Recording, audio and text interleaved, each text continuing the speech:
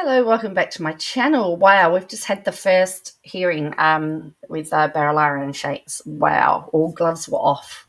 There was take no prisoners. Normally it's just this, but in this case it was, we want this thrown out, da da da da da da da. So we had Sue Chrysanthou for the applicant and Dr. Matt Collins for the respondent. So, of course, they've come with their own little objectives. So you come with a set of goals that you want to achieve. Now, first of all, the applicant states that the defence, I'm sorry, I took some notes, that the respondent is hiding behind parliamentary privilege, that the contextual truth defence is defective, that there's been no particulars laid out in response to the statement of claim, and they need to lay out their defence better. The applicant is saying that what the defence is asking for, what the respondent is asking for today, should have been done weeks ago. Essentially, there was a lot of going and froing, toing and froing about the semantics over, rules as to whether parliamentary privilege should be accepted, shouldn't be accepted, semantics over whether or not there should be an extension, whether this should be taken out, whether this should be, it's just lots of toing and froing. So the the respondent, getting confused here, wanted to file an interlocutory proceeding application.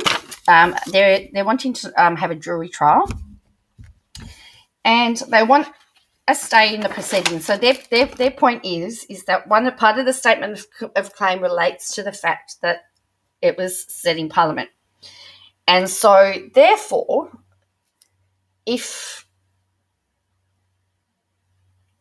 parliamentary privilege is upheld, then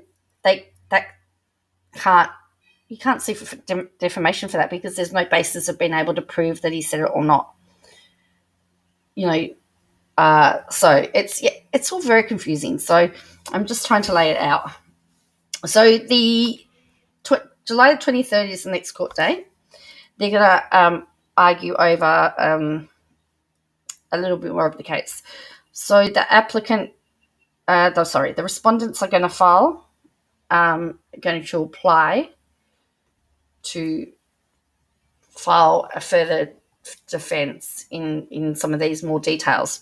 So essentially, His Honour has sort of said that they need to lay out the case, that Mr. Barilaro has a right to see what they have that could constitute parliamentary privilege, so that it can be decided whether it can be that information can be obtained or not.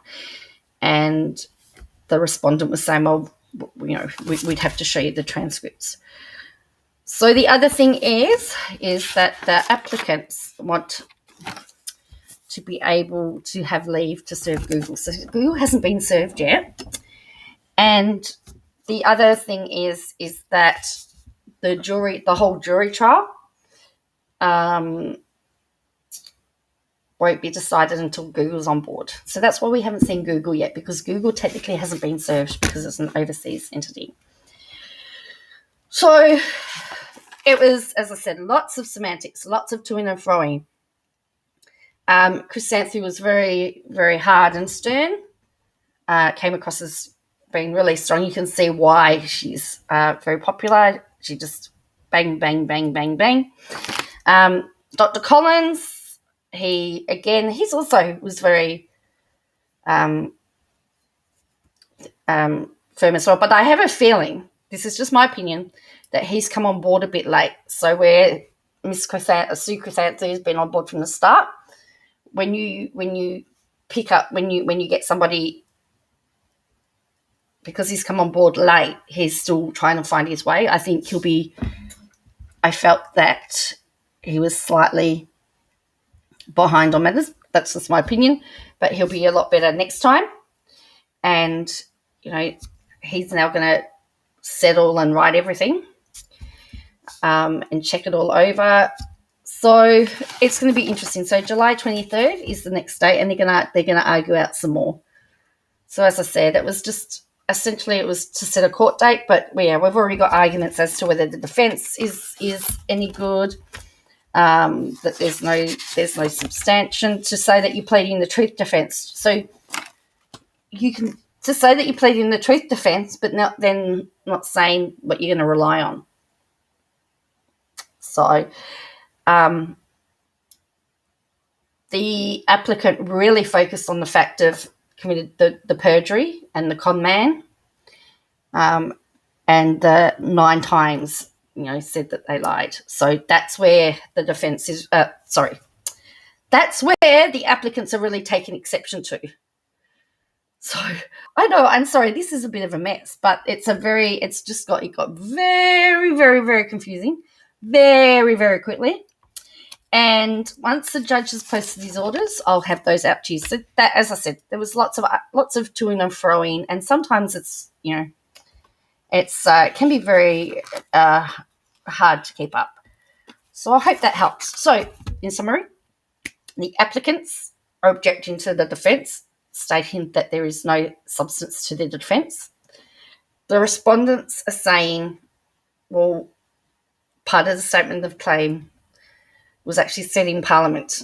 Some of the allegations came from things that were said in Parliament. Therefore, either parliamentary privilege needs to be waived so that they can be argued, or they have to be struck from the statement of claim, and they win a jury trial. That's the long and the short of it. So, as I said, back on the 23rd, and we do it all again. So, hopefully that makes sense. Anyway, I now